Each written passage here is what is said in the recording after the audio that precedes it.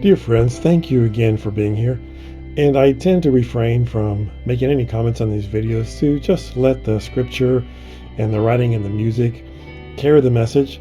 But on this one, I just found it so interesting because when I read this at first glance, I thought that this person, Simon, was a really bad person in wanting to buy the gifts of God.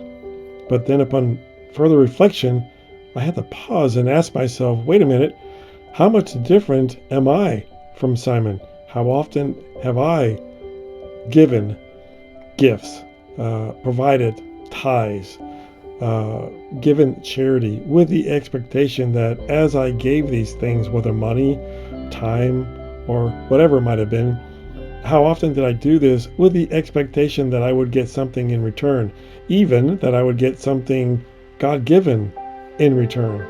And so, while at first glance it might appear that Simon is really a bad person, well, I have to say that if he's a bad person, then I am too.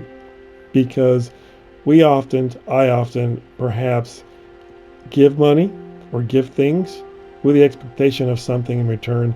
And I think that's at the core of this message, is that when we do give, and oftentimes, of course, we do that with a good heart in mind, with a good intention in mind, of course.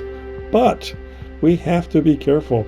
And again, I speak of this more about me than anyone else. I have to be careful that when I do that, that I'm doing it out of love.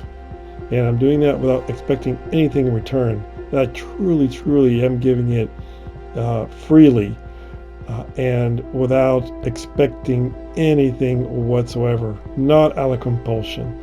So for those who are regular givers, it's just good to remember that when we do this, let it be a free-flowing thing out of the goodness of our heart, out of no sense of compulsion or without any intention of getting anything in return.